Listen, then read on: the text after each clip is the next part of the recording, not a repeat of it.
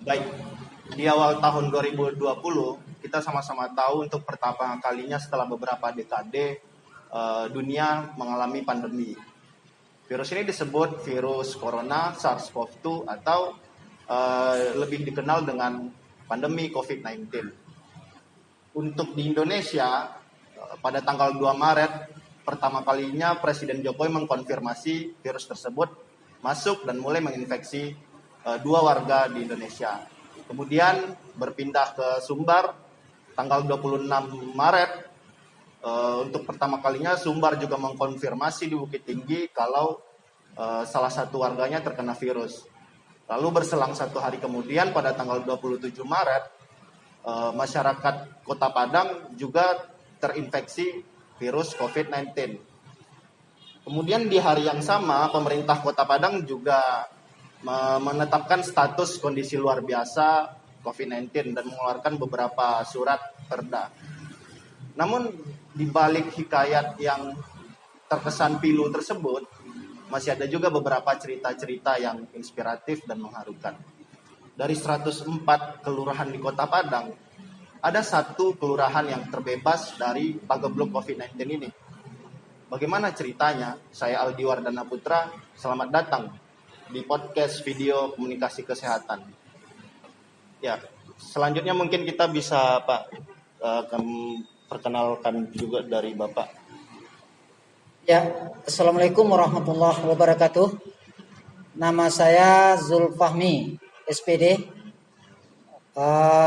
Lurah Teluk Kabung Selatan, Kecamatan Bungus Teluk Kabung, Kota Padang. Barangkali pada kesempatan ini terima kasih pada Aldi ingin meminta pandangan-pandangan dan cerita-cerita tentang seputaran COVID-19 di Kelurahan Teluk Kabung Selatan, Kecamatan Bungus Teluk Kabung, Kota Padang. Kita bisa lanjut tanya-tanya ya Pak. Ya. Mungkin pertama kali Aldi dengar informasinya dari kompas.com ya Pak. Disebutkan bahwa Kelurahan Teluk Kabung Selatan ini merupakan satu-satunya kelurahan di Padang yang tidak terpapar COVID-19. Mungkin bisa dikonfirmasi apakah hal ini benar ya Pak? Ya, betul sekali, Aldi. Kira-kira berapa ya Pak jumlah warga di Teluk Kabung Selatan ini? Kita punya penduduk Kelurahan Teluk Kabung Selatan 2.251 pemilik orang. 2.201 ya, ya Pak. 2.251 dengan jumlah KK 545 KK. 545 KK itu ya. Buat Teluk Kabung Selatan buat aja. Kelurahan Teluk Kabung Selatan. Jadi begini kan Pak, saya kan punya pemikiran begini. Kan Kelurahan Teluk Kabung Selatan ini merupakan daerah perlintasan yang diapit 2 daerah ya Pak. Ya. Kabupaten Pesisir Selatan sama Kota Padang.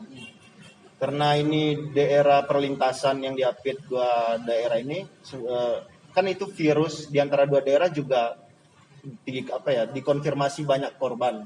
Ya. Itu kira-kira bagaimana ceritanya sehingga Kelurahan Teluk Kabung Selatan ini bisa terbebas dari virus corona, Pak? Terima kasih, Aldi. Jadi sedikit barangkali untuk kawan-kawan, Bapak dan saudara kami, kita Kelurahan Teluk Kabung Selatan awal-awal diberitahukan dan dicanangkan bahwa adanya wabah virus corona COVID-19, kita Kelurahan Teluk Kabung Selatan yang kebetulan bertetangga langsung dengan Kabupaten Pesisir Selatan, yang letak geografis kita juga agak sedikit menjorok ke dalam, yang hanya 1 akses masuk dan 1 akses keluar. Ya, jadi kita sudah mendahului pelaksanaan pembuatan portal, Aldi. Jadi sebelum Kota Padang mencanangkan untuk membuat portal daerah-daerah perbatasan, kita Kelurahan Teluk Kabung Selatan bekerjasama dengan Karang Taruna, LPM dan tokoh-tokoh masyarakat kita sudah menyaring warga yang akan masuk ke Kelurahan Teluk Kabung Selatan dan yang akan keluar. Jadi baik yang masuk dari arah pesisir selatan maupun yang masuk dari arah Kota Padang yang di luar dari Kelurahan Teluk Agung Selatan.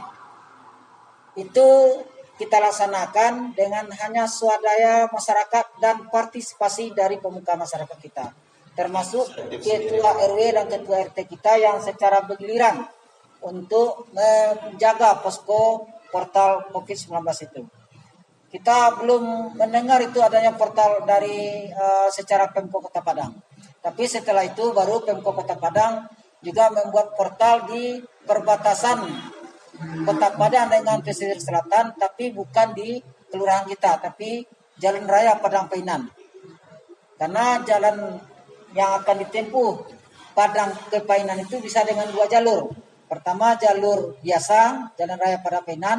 Yang kedua jalur Padang Mandeh.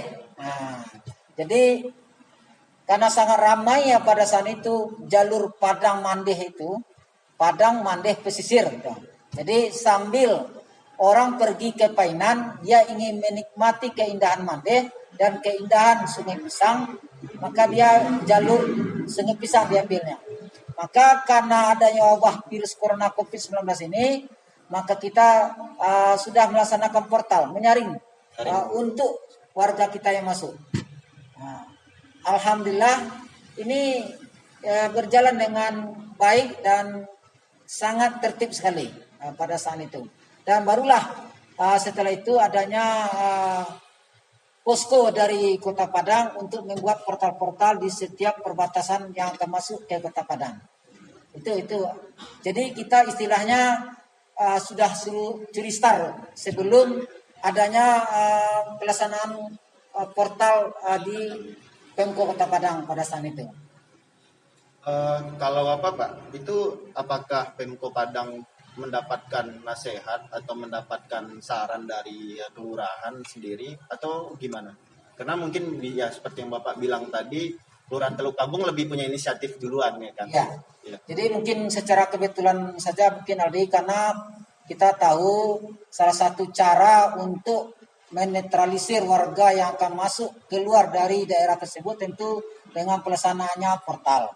Jadi bukan kita tidak ada pula menyarankan Pemko Kota Padang untuk membuat portal, tapi yang jelas kita sudah berbuat terlebih dahulu sebelum Kota Padang melaksanakan portal pintu masuk dan pintu keluar dari perbatasan Kota Padang.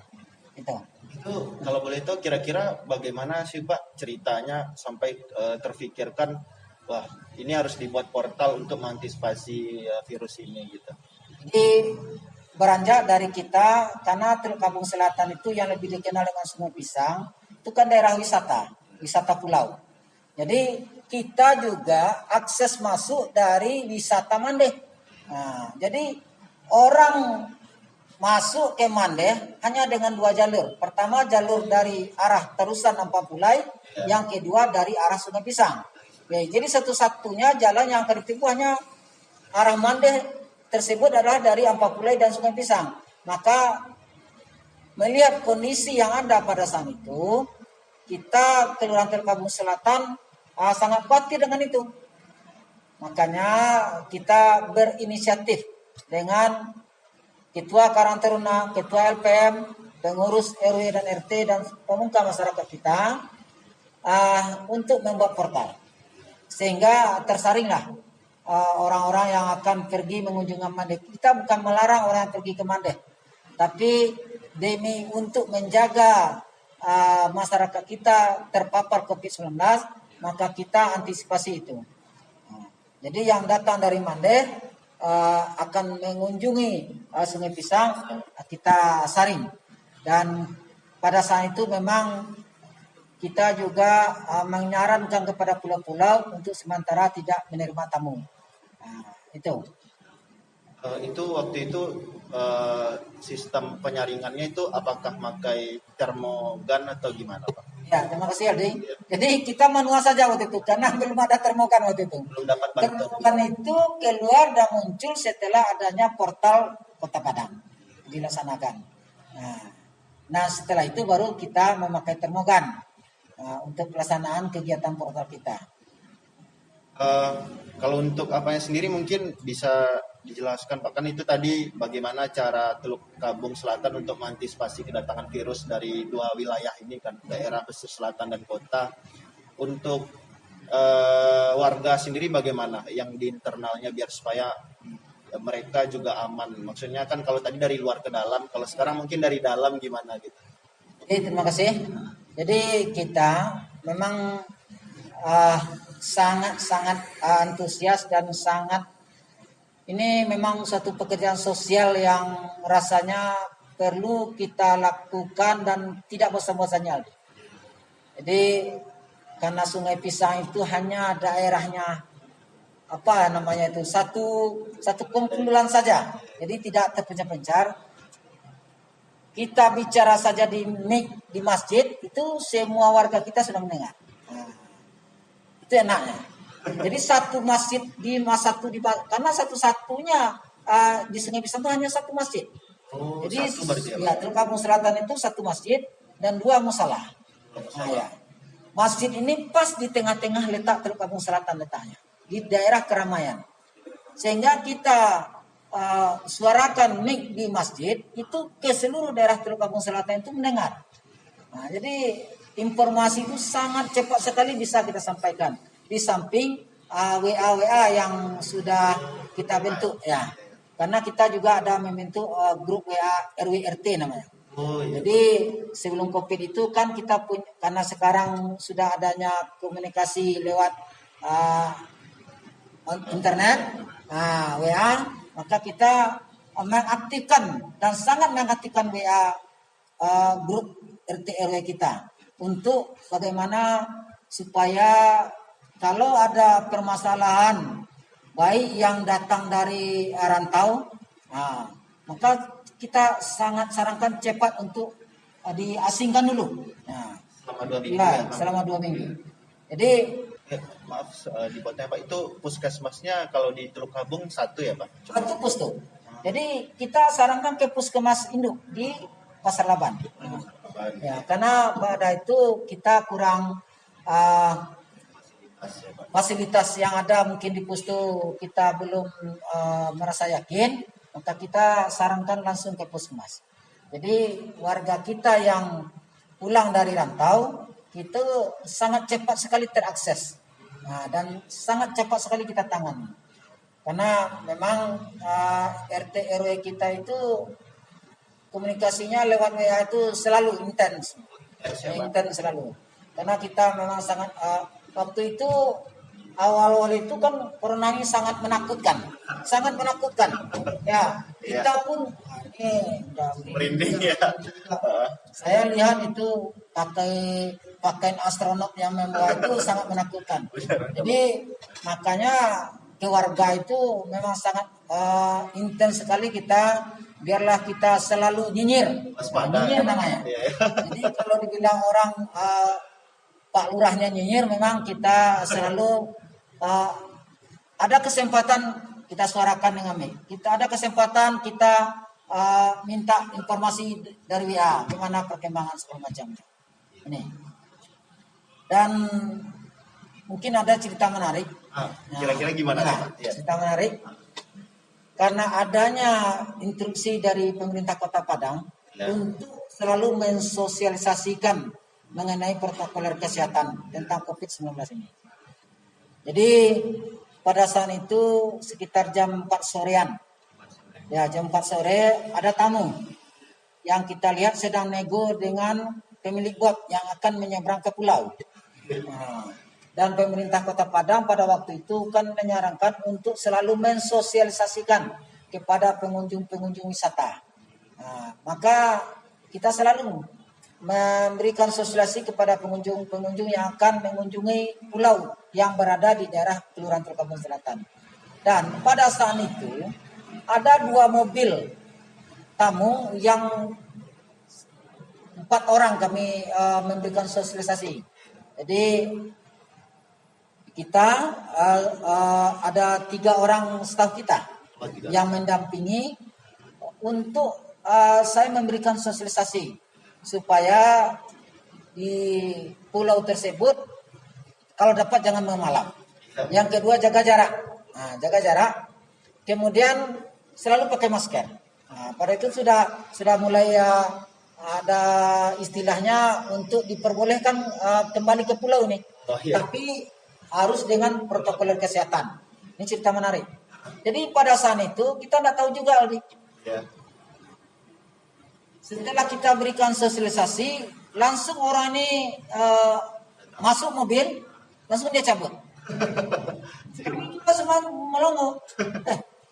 Orang ini setelah diberikan solusi, rupanya dia bilang kepada orang yang akan mengantarkan dia ke pulau, dia takut katanya.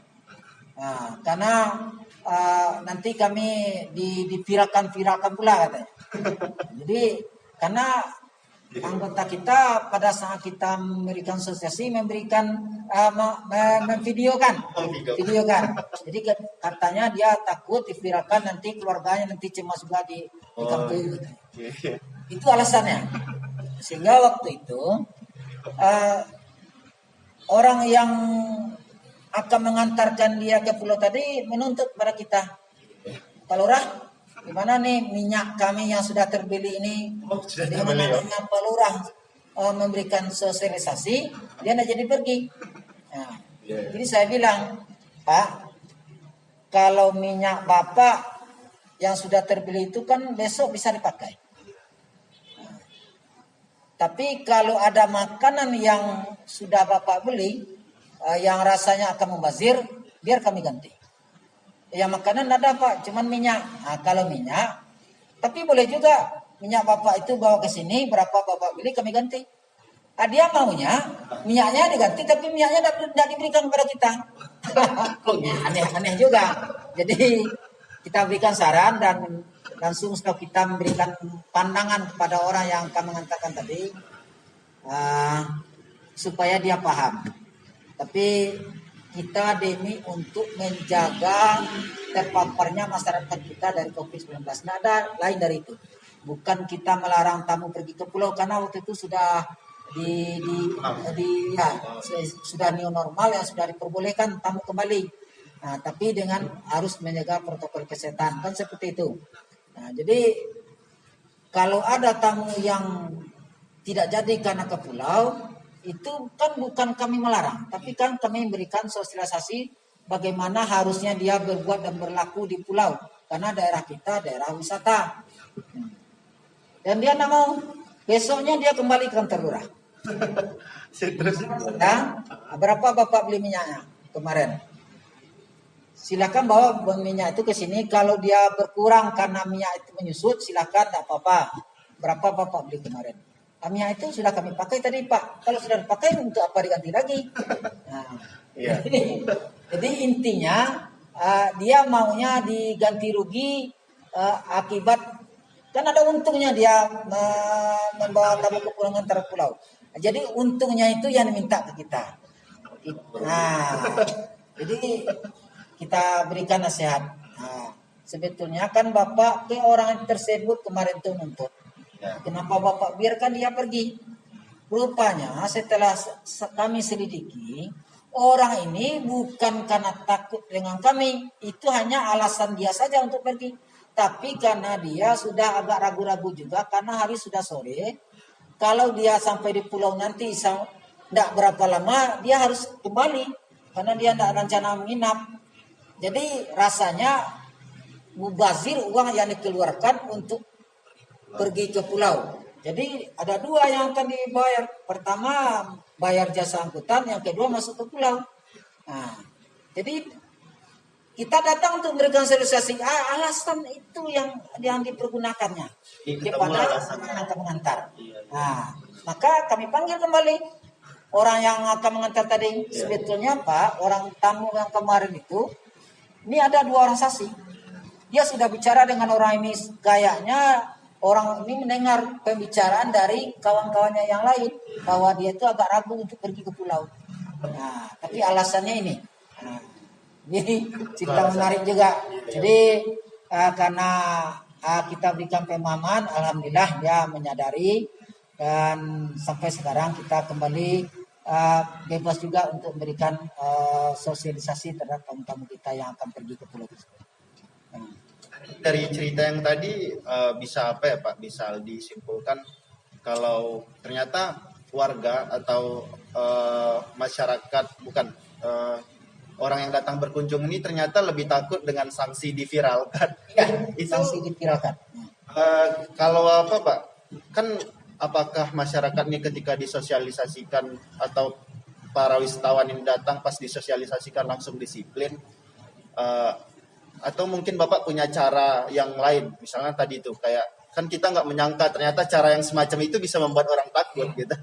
Begini, jadi karena seperti itu, di samping kita yang langsung, kita juga memberikan semacam sosialisasi kepada pengangkut atau pemilik bot yang akan mengantar katakanlah tamu-tamu yang akan ke pulau. Pertanyaan terakhir mungkin Ya. untuk apa Pak? Kan tadi bisa dikatakan Teluk Kabung Selatan ini terbebas dari COVID-19. Ya.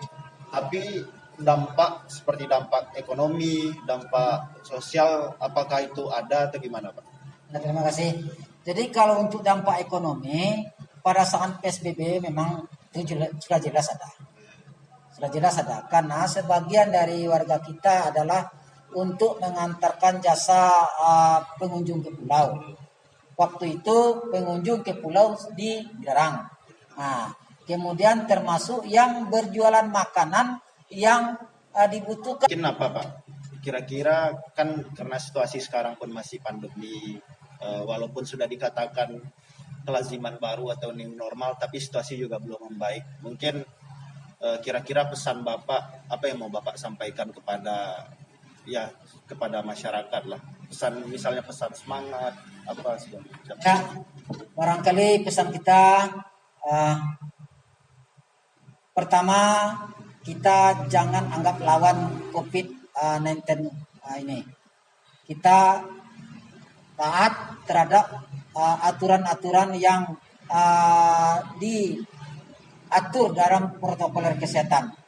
Kalau kita takut dengan COVID, tentu kita lari dari kenyataan. Padahal kita belum tahu kapan COVID ini akan berakhir. Yang kedua, kita hendaknya selalu menghimbau kepada anak dan tetangga kita untuk selalu mematuhi protokol kesehatan.